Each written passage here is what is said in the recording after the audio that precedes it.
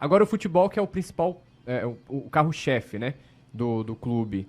É, a, a grande proposta de todos os candidatos para essa eleição, desde os pré-candidatos até agora, os 3 que foram homologados, todo mundo fala em profissionalização, aliás, quase todo mundo fala em profissionalização total do departamento de futebol. E aí eu queria entender, Bap, da sua proposta, como que você pretende organizar o organograma do departamento de futebol do clube? Como que vai ser isso? Você, como presidente, vai interferir diretamente na contratação de algum treinador? Vai deixar essa decisão 100% na mão de um vice-presidente, 100% na mão de um diretor técnico? Se vai haver plano de jogo, né, uma filosofia de futebol? Como é que a chapa de você organiza tudo isso? Vamos começar pelo conceito, né? A primeira coisa é que você não pode pedir para um cachorro miar ou para um gato latir. Você tem que respeitar o DNA de cada clube. E o DNA do Flamengo, todo mundo sabe qual é. Qual é o tipo de futebol que o Flamengo quer praticar. Então, qualquer profissional que venha trabalhar com o Flamengo, seja ele um jogador, uma estrela ou um roupeiro, ele tem que entender, na dimensão da função que ele está cumprindo, a importância do Flamengo e o que se espera do Flamengo. Quer um exemplo? A gente jogou recentemente contra o Atlético Mineiro no Maracanã e eu não me lembro qual foi a vez que o Flamengo não ganhou e que ele saiu aplaudido. A torcida aplaudiu o Flamengo empatando com o Atlético Mineiro em casa, pelo Brasileiro, há pouco tempo atrás, porque reconheceram a raça, a dedicação, a intensidade com que o time jogou. Então, Flamengo é uma religião, né? Não basta ganhar. Né? Ganhou de 5-0 e jogou mal, a gente corneta. Ganhou de 1-0 e jogou muita bola, a gente fica feliz. É um DNA diferente. Né? É um DNA diferente. E os outros falam, nós somos bipolares. Que seja, mas nós somos nós e Flamengo é isso mesmo. Então, respeitar o DNA do clube acima de tudo. E na hora de você contratar os profissionais, você ter essa visão. Você contratar o cachorro e depois querer que ele vá miar, quem está errado, gente? É o cachorro ou quem contratou o cachorro? Então, eventualmente, algumas escolhas que a gente faz de profissionais, pelo momento, porque eu conheci o cara, porque ele deu certo em outro clube. Às vezes ele deu certo em outro clube por outras circunstâncias, porque os clubes são diferentes, têm DNA diferentes, têm perfis diferentes, têm histórias diferentes, enfim. Então você tem que respeitar a história do Flamengo, ok? Primeira coisa. De cima a baixo. Segundo, nós não vamos ter na nossa gestão vice-presidentes que vão se envolver com as suas pastas. Se eu vencer as eleições, eu pretendo trabalhar para mudar esse estatuto do Flamengo, porque quando você tem um VP de marketing, quando você tem um VP jurídico, quando você tem um VP de futebol, estes caras se metem no dia a dia. E o que acontece com o funcionário que é remunerado? Se der alguma coisa errada, quem vai ser mandado embora? É o funcionário, não é o dirigente. Sim. Então o que o funcionário faz? O dirigente quer fazer alguma coisa que eu não acho adequada, deixa ele fazer. Depois eu culpo ele e tudo bem. E via de regra, isso não dá certo. Então, não é no futebol, nós não vamos ter vice-presidentes que vão se meter nas áreas no dia a dia. Eles vão trabalhar como um conselho de empresa. Nós vamos discutir vários aspectos sobre o perfil do estádio da gente, ações que o Flamengo deva fazer institucional, operacionalmente, como no conselho de empresa. Mas não vai ter aquela história, eu sou dono do Remo, eu sou dono do clube social, eu sou dono do futebol. Não vai haver essa figura. Eu não vou ter vice-presidentes assim.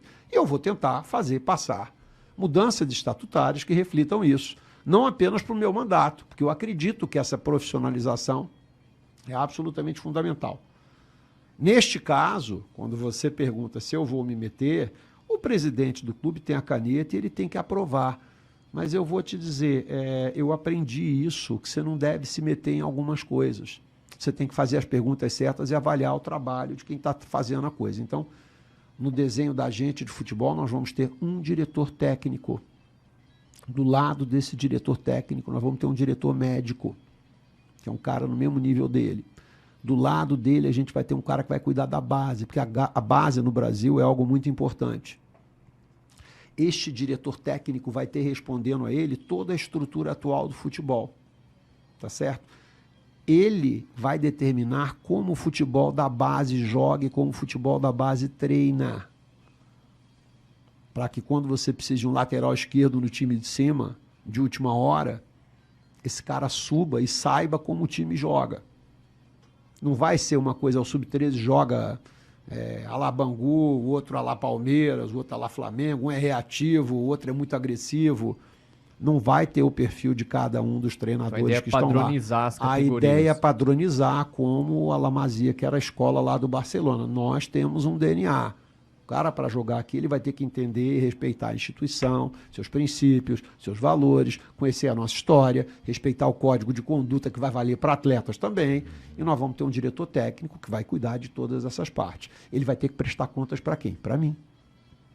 E ele vai ter que conversar comigo e eu vou fazer as perguntas que eu julgar adequadas para verificar se o processo de escolha que ele está fazendo está de acordo com aqueles princípios que a gente combinou. Mas essa história, esse profissional é ótimo, quais são as opções que nós temos? Por que você acredita que esse profissional está preparado, está capacitado? É muito comum em empresa, eu fui presidente de empresa há muitos anos, todos os candidatos que iam ser contratados a partir de um determinado cargo de diretor para cima na empresa, diretor para cima, antes de ser finalizado, ele tinha uma entrevista comigo. Basicamente, você não está qualificando o indivíduo nessa altura do campeonato, né? Porque ele já foi qualificado por todas as instâncias prévias. Você está desqualificando. Você vai lá para verificar se a escolha dele está errada. E você tenta buscar indícios de que talvez esse profissional não seja adequado para o teu clube. Analogamente é o que eu faria no Flamengo. Mas dizer que tem que ser o Túlio, ou o Theo, o BAP ou o Maurício, isso é uma maluquice, eu não vou incorrer nesse equívoco. A gente não faz isso numa empresa. Você diz, eu preciso contratar um jornalista, vai lá e contrata o Túlio, que eu sei que ele é o melhor. O que a sua vice-presidente de recursos humanos ia falar? Mas de onde que você tirou isso? Você acha que você não devia ouvir outros caras? Então, na vida da gente, a gente pensa assim, a gente faz assim. Mas no futebol, a gente tem uma certeza de que, pela paixão que a gente tem, a gente sabe o que é melhor para o clube. Isso é uma tolice. Isso é um devaneio da gente. E eu entendo que ao longo do tempo, eu fui me curando disso. E uma das razões de pensar diferente de alguns amigos de outrora, né, é de perceber que, olha, é um equívoco fantástico isso. Você vê 10 minutos de televisão de um jogo e achar que você descobriu o técnico, o melhor jogador para o teu clube. Quando você vê o processo de avaliação que os profissionais fazem, você fica envergonhado. Você fala, como eu sou ridículo. Eu acho que sei muito.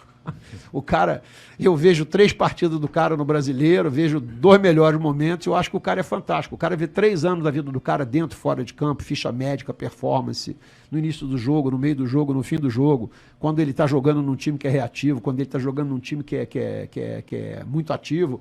Aí você fica vendo, eu não entendo merda nenhuma disso, eu não sei nada disso.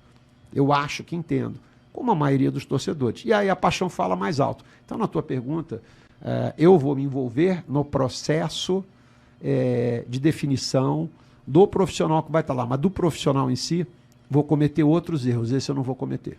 Então, pelo que eu entendi, o organograma ficaria, o departamento de futebol ficaria sob comando ali do diretor técnico. Isso.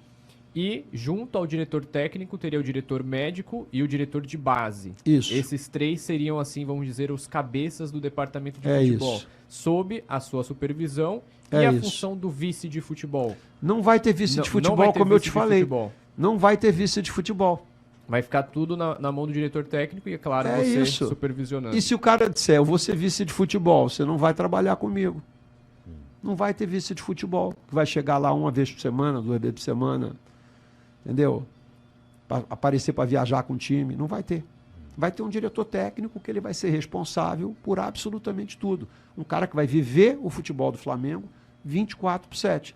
Vai entender a dimensão, vai entender os desafios, tem que beber, né, da nossa tradição, do nosso DNA, e ele é que vai cuidar do futebol do Flamengo. Precisa ser rubro-negro? Não.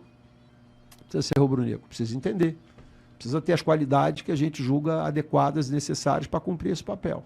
É isso.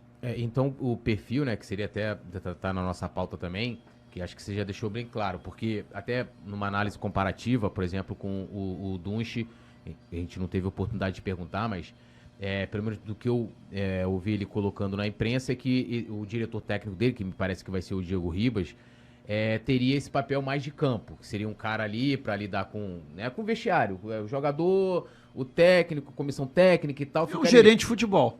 Quase isso. Não é um diretor técnico. O seu já seria um cara do operacional, do Tudo. estrutural, de que seria tudo. Abranger tudo ali. Isso. Como todos os 26 clubes no planeta que são maiores que o Flamengo em faturamento. Todos eles têm essa estrutura. Não estou inventando nada, hein? Não estou inventando nada. Então esse diretor ele cuidaria da parte técnica, da parte de acompanhar o desenvolvimento da base junto com o diretor de base. Sim. E também, se houvesse, por exemplo, algum caso de indisciplina, quem iria agir seria esse diretor técnico. Depende, porque quando você tem um código de conduta, às vezes está muito claramente definido quem vai tomar a atitude. Mas, no fim das contas, ele pode ter uma palavra final, e eu acho como diretor técnico, dependendo da gravidade do problema, ele deveria ser consultado. E eu também espero que ele haja em consonância com o código de conduta do clube. Se o código de conduta do clube manda multar na situação A, eu espero que ele não passe mão na cabeça de ninguém, porque ele é diretor técnico. Talvez ele não seja o cara adequado. Superchat. Opa, temos superchat.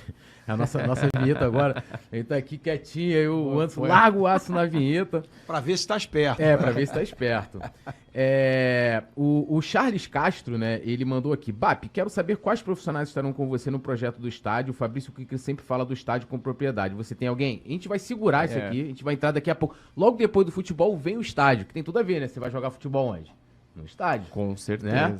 Então, vou deixar aqui o Charles aqui, tá devidamente já marcada aqui a pergunta. E tá dentro da pauta, a gente pode seguir, agradecer o Charles Castro aqui mais uma vez. Obrigado, Charles. Vamos seguir lá. Vamos falar de outros profissionais. Ainda nessa questão do organograma, eu até me desculpe para quem soltou a informação em primeira mão, de que o José Boto estaria praticamente fechado contigo para o Flamengo, caso você vença as eleições. Depois eu vou até buscar aqui, antes da gente terminar, vou buscar aqui de quem deu essa informação. Existe essa conversa com o José Boto, português, que já trabalhou no PAOK da Grécia? Eu não falo de nomes, eu não sou presidente do Flamengo. Nós temos profissionais no clube hoje, nós temos profissionais que estão empregados em outros clubes, então eu vou falar fundamentalmente de conceito, mas não vou falar de nomes. Tem uma porção de nomes pelo mundo que podiam atender o que a gente espera. Mas seria estrangeiro esse profissional? Ele pode ser brasileiro também. A escolha não é por um estrangeiro, a escolha é por alguém que acredita nos princípios que a gente está dividindo aqui com vocês e que a gente julga que sejam importantes para o clube. Pode ser brasileiro? Pode. Pode ser estrangeiro? Pode também. Mas já tem esse nome? Já conversou? Claro que eu tenho. E você vai anunciar, vencendo a eleição no dia 9, já anuncia no mesmo dia? Vamos ver. Vamos ver. Mas já está fechado. Claro que está. Aí, ó. Os três ou só o técnico? Diretor técnico? Faça suas apostas. O que você acha? Se fechou já está fechado. Fechou com os dois, pô. Bom. Fechou a equipe toda. Tem um...